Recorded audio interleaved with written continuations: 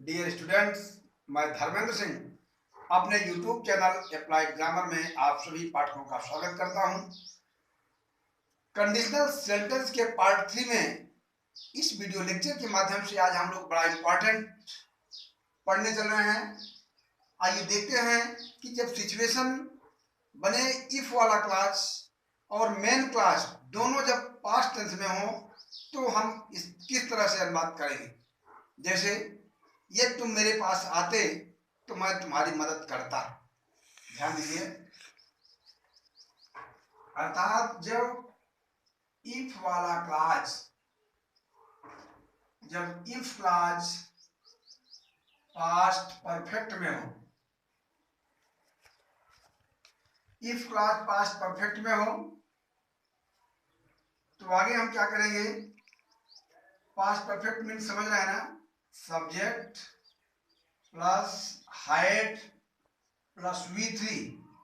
यदि ये सिचुएशन बनेगी इफ क्लास में तो हम आगे उसी तरह से बनाएंगे, subject plus would have, subject plus would have plus V3। ये सिचुएशन बनेगी। आइए हम एग्जांपल्स के माध्यम से समझते हैं कैसे।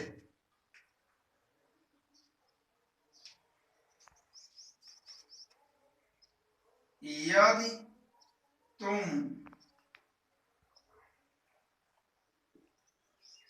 मेरे पास आते, यदि तुम मेरे पास आते तो मैं तुम्हारी मदद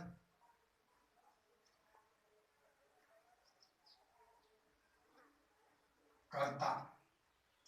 यहां पर आप थोड़ा ध्यान देंगे, ये तुम मेरे पास आते तो मैं मदद करता।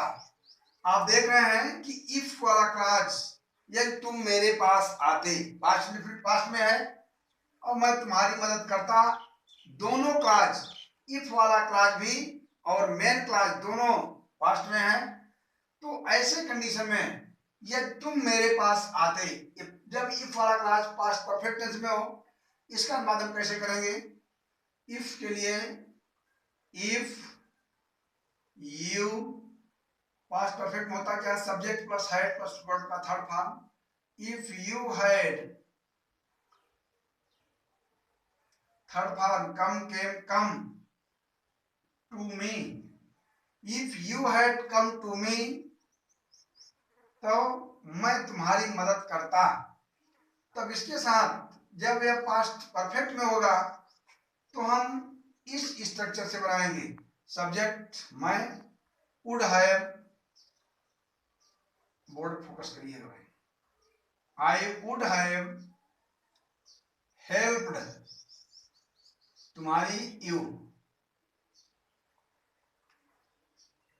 देखिए यहां पर मैं थोड़ा सा ये बताने का आपको प्रयास कर रहा हूं, अटेंटिव होकर समझिए कि जब इफ वाला क्लास पास्ट परफेक्ट टेंस में हो, अर्थात सब्जेक्ट हैड और V3 हो, तो हम मेन क्लास में सब्जेक्ट और वुड हैव के साथ मुख्य क्रिया का थर्ड फॉर्म अर्थात V3 लगाएंगे।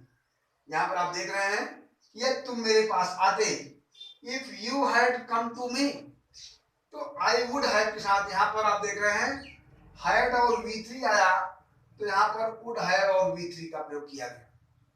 आइए दूसरा एग्जांपल हम देखते हैं किस ढंग से होता है। दूसरे एग्जांपल को आप नोट करें।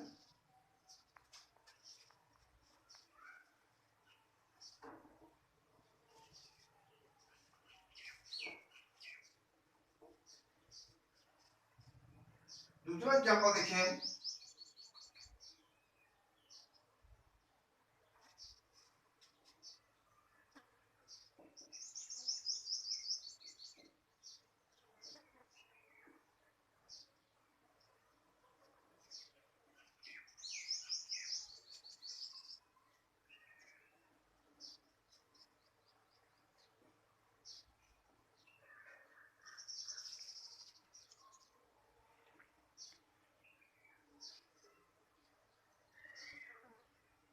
अब यहां पर थोड़ा सा जुड़े, यदि वह मुझे बुलाती मैं कार्यक्रम ले आता। तो वही सिचुएशन है यहाँ भी। एफ के लिए क्या लिखेंगे, इफ बुलाती मीन्स फेमिनिन जेंडर, स्त्रीलिंग है, तो she had called me, if she had called मी, यह जो मुझे बुलाती, लिखना शुरू करो तो ध्यान दिया करो, समझ रहे हो। इफ शी हैड कॉल्ड मी, यदि वह मुझे बुलाती तो क्या करता, मैं कार्यक्रम में आता। आई वुड हैव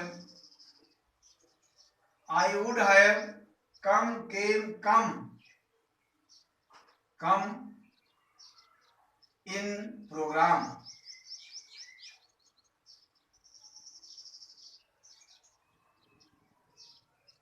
ये सिचुएशन बनेगी।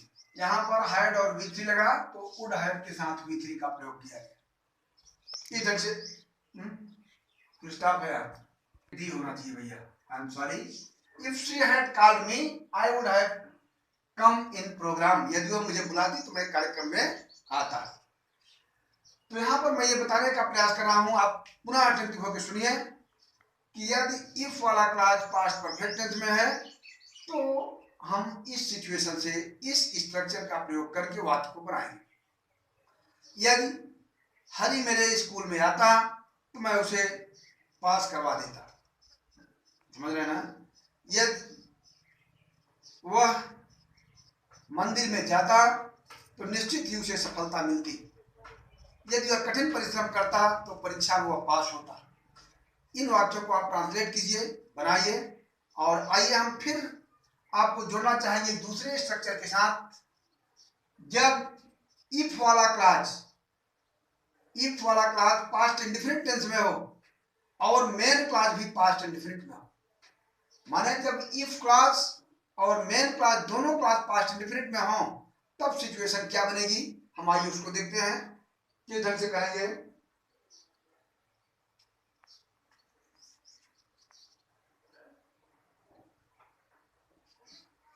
यदि किसी ने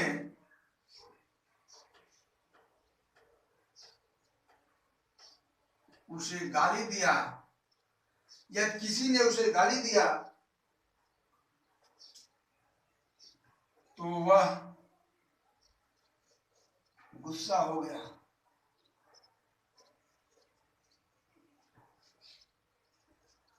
जब किसी ने उसे गाली दिया तो वह गुस्सा हुआ या गुस्सा हो गया।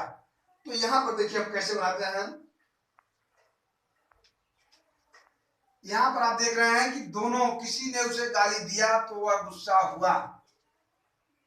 अब प्रॉब्लम यह है कि आपको समझने में कॉन्सेप्ट थोड़ा सा दिमाग लगाना पड़ेगा। यदि किसी ने उसे गाली दिया,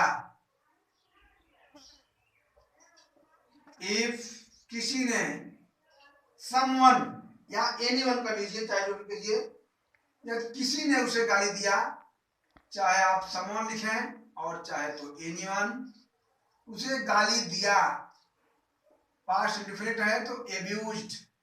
इफ एनीवन एब्यूज्ड हिम, यदि किसी ने उसे गाली दिया तो वह गुस्सा हो गया, ये भी पास्ट इंडेफिनिट में है, ही बिकेम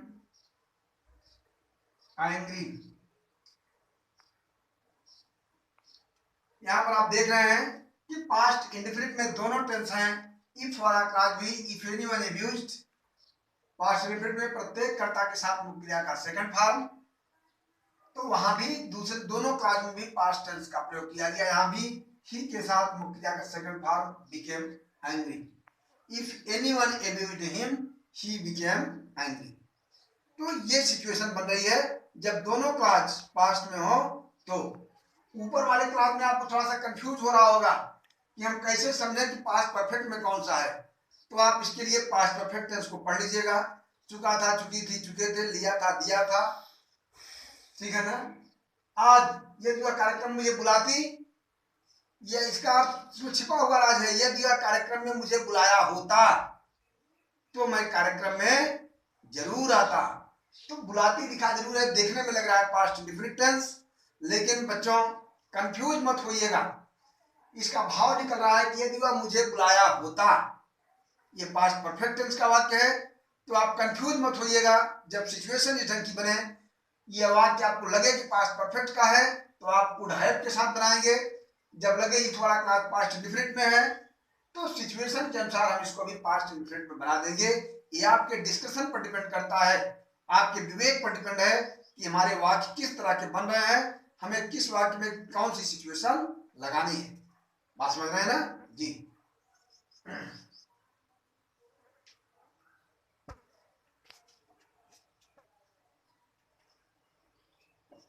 यदि तुमने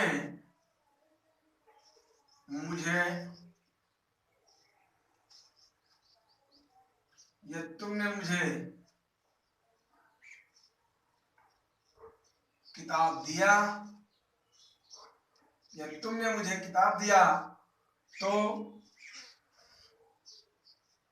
यदि तुमने मुझे किताब दिया तो मैं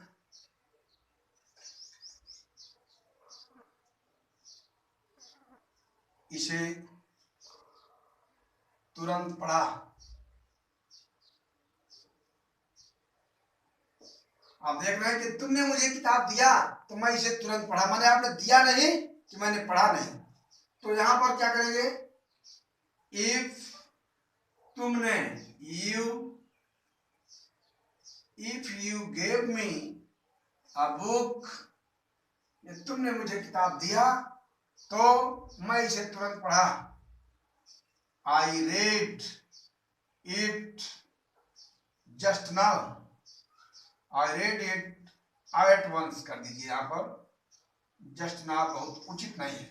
if you gave me a book, यदि आपने मुझे किताब दिया तो आई रेड इट, मैं इसे पढ़ा, एट वंस तुरंत, मैं इसे तुरंत पढ़ा।